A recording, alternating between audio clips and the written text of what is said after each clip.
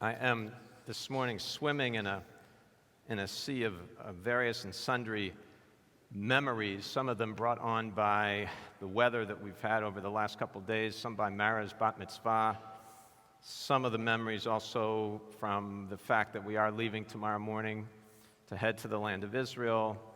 And I want to share just a few of the memories with you. I am very aware that the Ravens game starts at 4:30. So I won't speak for too many minutes, but let me first talk about the weather.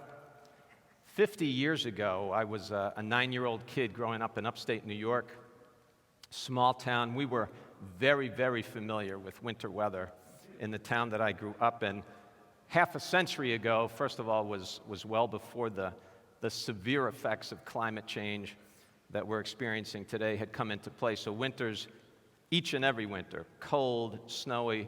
Now, as an adult, I now understand that cold and snow can be a significant hassle, particularly if there's something that you want to get done or something that you need to get done. But I was a 9-year-old kid, and I loved it. I mean, it was just wonderful. The colder and snowier, the better, as far as I was concerned. Now, it was rare, very rare, exceedingly rare in upstate New York for school to be canceled, even if it snowed a lot. I mean, it could snow 5, 6, 7 inches. That was no problem. You were going to school, schlepping. But I remember well those mornings when I would wake up, and there had been a chance when I went to bed of a significant snowstorm, like a foot or more, and turning on my transistor radio. Some of us will remember what those things are, and hoping I would hear the name of the school system. It was just one school system in the town I grew up in. School was canceled for the day. And every once in a while, it actually was. Now, there was something magical about those moments, those days and that weather. Serious snowstorm transformed the world that I lived in. We cross-country skied in the streets. We built huge snow forts, marathon snowball fights. We stayed out, played out in the snow until both our hands and our feet were numb. We wore galoshes. Some of you will also remember what galoshes are. And we would, even under the galoshes over our shoes, wrap our shoes in plastic bags to protect us against the wet and the snow. Tennis courts, when I was a kid growing up, were turned into ice skating rinks. And I was only 9, again, going back 50 years, I was only 9. But the boys a few years older than I would jump out into the streets behind cars driving on snowy streets, grab onto the bumpers of the cars when cars actually had bumpers, metal bumpers, and catch a ride from the unsuspecting driver who was trying to make his or her way through the snow. Don't try that at home, by the way. It's not a safe thing to do. So yesterday, I'm watching the snow fall, and it's falling so gently and so beautifully, and that always brings me back. It always brings me back to my boyhood.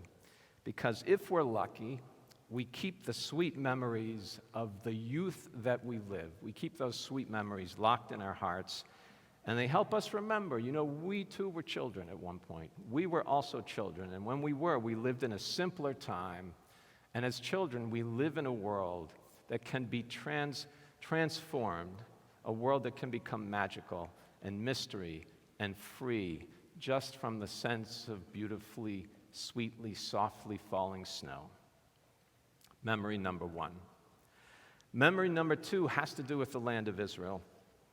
We're leaving early tomorrow morning, as I told you, a group of Beth El travelers. There are 20 of us going, 5-day trip, and our hope is just to show support and connection and concern for the Jewish homeland and our brothers and sisters who live there. I've been to Israel many times in my life at this point. I couldn't even tell you how many times, more than 10, 15 maybe, I'm not even sure. But every time I go, it brings me back to the very first time I ever went. My first visit, that was 29 years ago, when Becky and I moved to Jerusalem so that I could spend a year studying there. I had never been to Israel. And we went, and I stayed for 11 months. Tali, when we went, was 6 weeks old. She was 6 weeks old when we landed at Ben Gurion in September.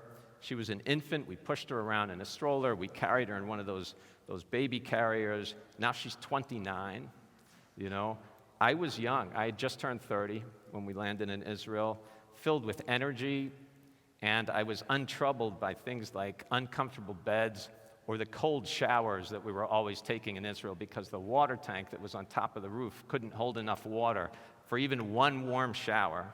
Didn't even bother me. It was a wonderful year. It was a year of exploration, a year of learning, very much for me a year of deepening my love of Jewish life and Jewish tradition and the Jewish people and the Jewish homeland. But as I said, 6 weeks old, Tali was 6 weeks old when we landed in Israel. When we left, she was walking, she was talking, and just a couple of weeks ago, she was standing under a chuppah, right? It was a time when there was a sense of hope in Israel, very much so, that Israel could make peace with its neighbors as it had with Egypt. And when the idea of a Palestinian state was just sort of slowly beginning to get off the ground, Israel's economy was exploding at the time, 30 years ago, was exploding.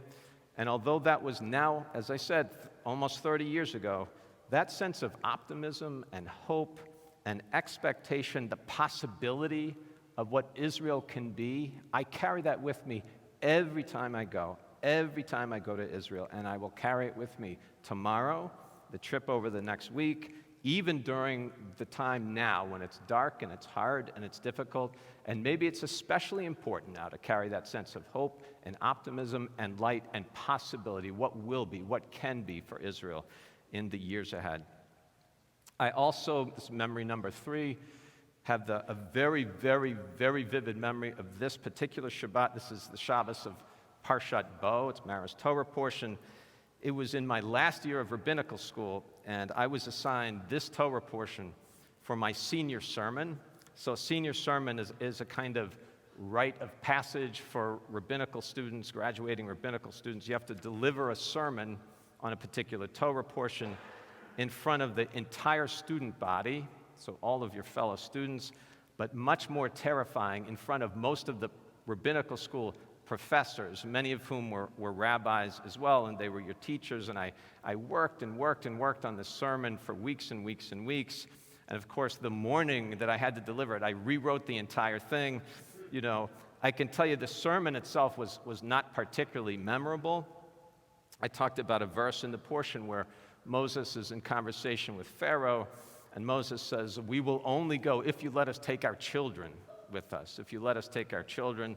And I use that as a springboard to talk about part of what I said to Mara, this idea of Lador Vador, the sense of generation to generation, and how the tradition is transmitted. At the time, Tali, my oldest, was 4. Josh, my son, was 2. Meirav, my youngest, was not yet. She hadn't been born yet. But this idea of what it meant to raise children was very important to me at the time, still is today, and so that was what I talked about. Again, the sermon was not particularly memorable. What was memorable, though, for me that day was the group that had assembled to share that day with me. My parents were there. Becky's parents were there. My best friend from college came to that. He's not even Jewish, and he came, which I thought was very nice of him. My Uncle Marvin was there as my dad's brother. My brother and sister came. My soon-to-be brother-in-law came as well. So I delivered the sermon, the way the room dynamics worked. I delivered the sermon with the then chancellor of the seminary, whose name was Ismar Shorsh. And he was sitting, it was one-floor room, everything on the same level. And he was sitting about 5 feet, like directly in front of me, kind of like where Keith is sitting right now, but 5 feet away.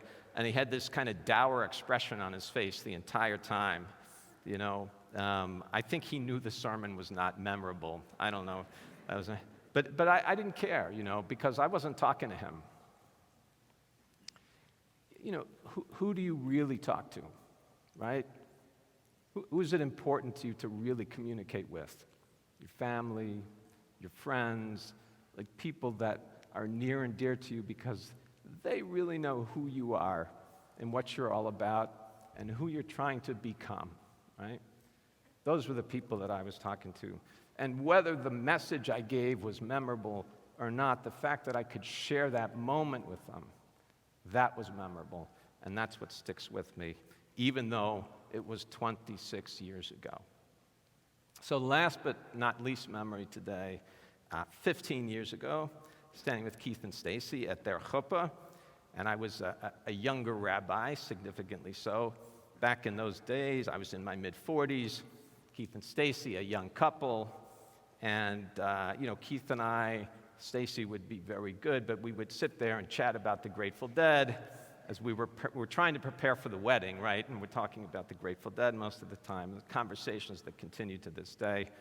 And certainly one of the hopes and dreams that we had 15 years ago when we were celebrating with you at the chuppah was that as a family, you would have a moment like this, and come together, such a beautiful simcha, stand with a child at the Holy Ark, be able to offer those prayers of gratitude, and to help her today, with that sense of gratitude, to enter the Jewish world as an adult in a new way.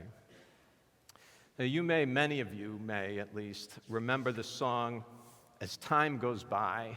Remember that song? It was as a jazz standard. It was written in 1931 by a man named Herman Hupfeld.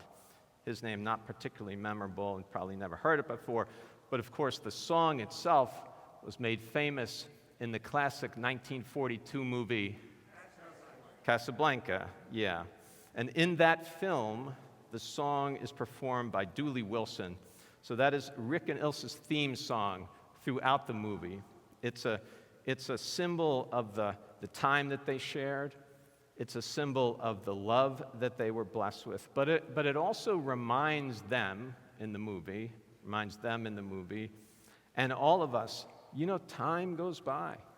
Time really goes by. 50 years ago, I was a kid playing in the snow in upstate New York. 30 years ago, it's unbelievable, 30 years ago, I lived a year of my life in an apartment in Jerusalem with my family. And 30 years ago, Tali, who, again, just got married, was a 6-week-old baby.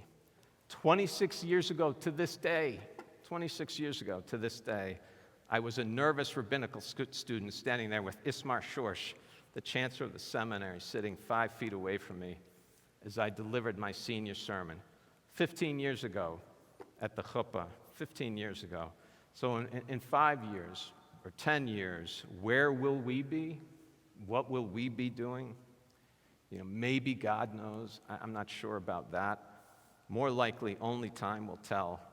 But whatever it is, wherever we are, whomever we're sharing it with, whatever the weather, by the way, as well, may those experiences become, for us also, foundational memories that bring meaning to our days and light to every single day of our lives. Shabbat Shalom.